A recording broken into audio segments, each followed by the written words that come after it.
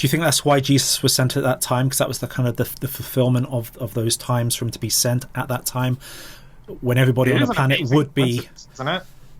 Yeah. It's an amazing coincidence. So I didn't actually aim for 6,000. That just kind of fell out of the math because 2 + 4 = 6.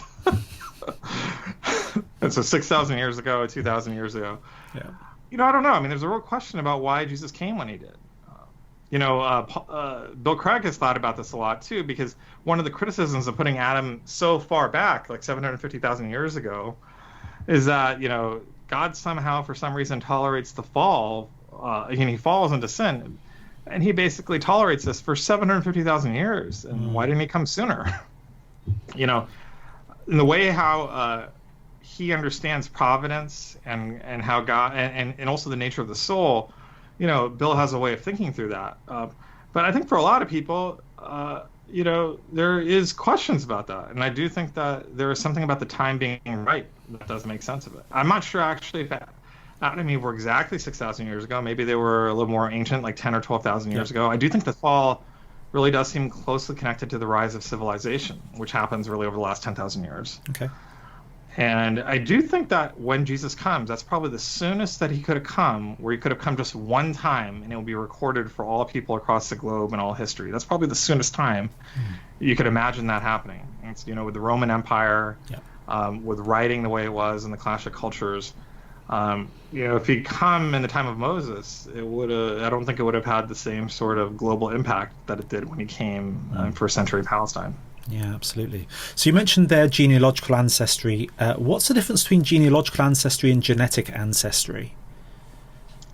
Yeah, this kind of gets to the core nut of the book, which has been surprising to a lot of people. Even a lot of scientists just kind of passed over this and glossed over it and have kind of conflated or equivocated these two quite often. But basically, genealogical ancestry is what we would call an ordinary understanding of ancestry. So when we talk about parents and offspring, it's talking about the biological origins by physical descent of individuals. So when I talk about my parents, like my father and my grandparents, and I'm not talking about adoption, but I'm talking about my biological grandparents, that's genealogical ancestry.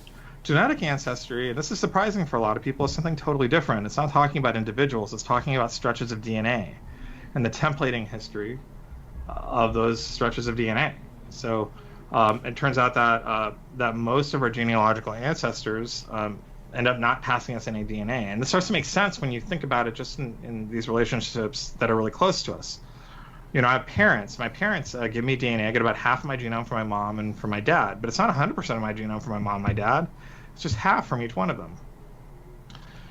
From my father, my grandparents, I get about 25% of my DNA. For my great-grandparents, it's not 1/4, it's 1/8, and 1/16, 1/32. So you can kind of see it really, really rapidly decreasing until it gets to be almost zero, right? But the thing about it is our DNA actually comes in chunks. So it turns out that there's a certain point very quickly where you end up getting no DNA from a lot of people. Actually, in just a few centuries, the majority of our ancestors don't give us any DNA. They're genetic ghosts in that sense, that are really our ancestors. We do physically descend from them, biologically descend from them, but they didn't give us any DNA. And so that gap, that spread between what DNA is and genetic ancestry, which is what most of science is focused on, and genealogical ancestry, what Scripture is focused on, just really starts to diverge. So you get very different answers for the two. And this is a really critical point. Scripture doesn't talk about DNA. It makes no mention of genetic ancestry. So it can't possibly be saying, that we all genetically descend from Adam and Eve. The tradition didn't even know about DNA until, about 100 years ago, right? Yeah. So when we think about like Augustine and all these people going back and in history, and when we look at Scripture itself, the language is of descent, of genealogical ancestry. So it might be teaching that we all descend from Adam and Eve, but it is not telling us that they gave us DNA. Okay. Does that make sense? It does. It does make sense, but it's tricky to get your head around. Because obviously so what this means, though, is that if Adam and Eve were as recent as 6,000 years ago in the Middle East, we would most likely be all descendants of them. But we would not. They would most likely be genetic ghosts that give us no DNA. Yeah, so the blueprint for our bodies wouldn't actually have come from them, but rather our closer relatives.